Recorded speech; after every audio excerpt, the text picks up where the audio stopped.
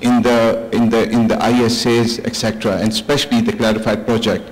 I've been an accountant for about almost a couple of decades now, and one thing that I found to be very deficient in the standards is relating to the visual part, the way you visually express the concepts which are there, and I believe that's one of the major aids that the board may have used in the Clarified standards as well, by giving some visual diagrams, etc., to clarify the thinking, because if the standards are logical, they can of course be expressed by way of the diagrams and figures and to make things more easy. Right now, even the Clarified projects, they sound a bit, there is a lot of Shakespearean kind of English that was used earlier, and even now that syntax is there in one way or the other. So I'd like to know about the board as to why the board has not been able to come up and put up the visuals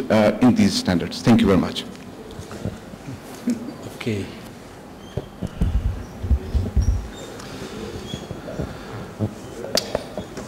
My grandchildren are great in making beautiful drawings. I'm very bad in that. Now, if I were the only one, but maybe it's a bit in our profession that we are better in language than in symbols and diagrams, to answer your second question.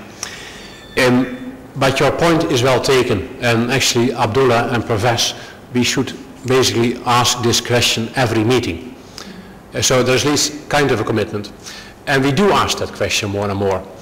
An example is the now exposure draft on auditing complex financial instruments. Not as such that there are many diagrams in that, but when we discussed the draft in June, we didn't like it because we thought it was not very well readable. It was not therefore very successful in its educational purpose.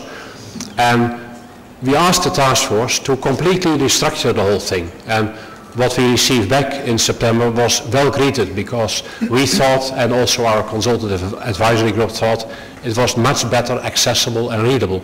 So the message has come across. And an example where you will see it is, hopefully in a couple of weeks, we will publish the exposure draft on compilation engagements. I haven't even mentioned that in the presentation, but we have two projects in particular as an alternative to audits. And that is review of financial statements or compilation engagements. And we have decided to revise those standards. And the compilations one we agreed upon in September as an exposure draft. And that one has at least one diagram, kind of a flow chart, to explain the process. And there are other examples where we are playing with those as well. So at least we are trying to do that, but I'm not at all pretending that we're doing enough, and that's why I shared with Abdullah and Professor, let's keep that question alive, because it's a very important point. The other one is on the transparency and the black box. Yes. So this discussion comes back in the projects on audit reporting, because one of the many elements that is suggested that auditors should do is explain more in the auditor's report about what they're doing.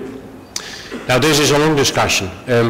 Actually, much of what we now call boilerplate language in the audit report was also intended to explain the responsibilities of management on one hand and the auditors on the other hand. But many now say, well, we have heard that story and it sounds a bit defensive. But there are many that say, well, indeed, an explanation of what an audit is and what you are focusing at and what are your key areas of attention might be helpful. I don't know what the answer is yet. I do know that it's very important to do that in the communications with, for example, the audit committees. And Professor, you and I had a discussion in the car where you gave the perfect example that you really take your client and their governance leaders through what have we been doing. So taking away the black box, but that's what you can do in a bit of a close conversation. Doing that for a public that you cannot communicate with otherwise than in writing. So there is a risk that it becomes too boring.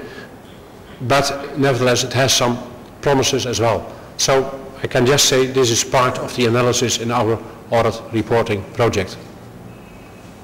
Let me just add one observation on the second question, the one about visuals.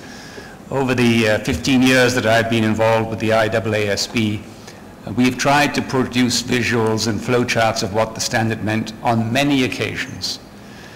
And people said, yeah, that's good, but shouldn't that branch go this way, or shouldn't there be a dotted line that goes that way, or shouldn't it go around up here like this?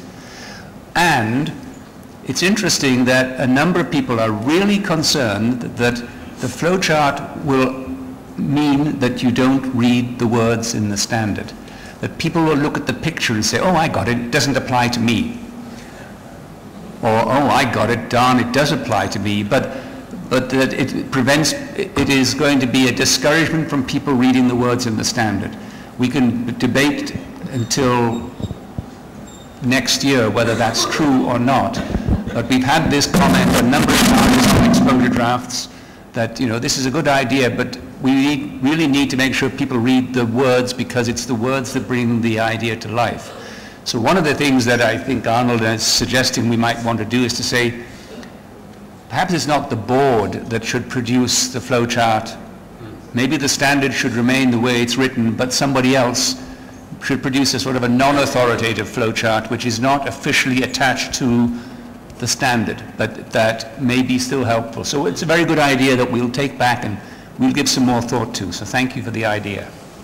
Would you like to Parvez? Well, after Parvez's question, we'll have one more question only, please. Sure. Please go ahead. Parvez Muslim from Ernst & Young. Arnold, I'm going to ask you the same question which I asked you in Lahore, and I'm sure your answer is going to be the same what you gave in Lahore. Nonetheless, for the benefit of the participants here, I would like to ask you this question, that there is a general impression among the small and medium-sized practices that international standards, when they are developed, they do not necessarily take into consideration the problems and or issues faced by these practices. Because of their size, and I would say because of the limited resources they have, they feel they face great difficulty in kind of implementing these in their practices. How will you dispel this impression that these standards are developed without taking into consideration their problems or issues? You phrased the question yesterday a little bit differently, so I could bluntly say no. It's a bit more of an open question now. But let's say the black and white question is it true that the clarified ISAs are only applicable by larger firms and for larger clients? And to that question yesterday I said no, that's not true. Let me share with you one of my early experiences in this job, which was in January 2009. My first presentation was in Germany. There was a meeting of the SMPC forum, and I was invited to speak about ISAs. And I had given a bit of a warning that the audience would be pretty skeptical.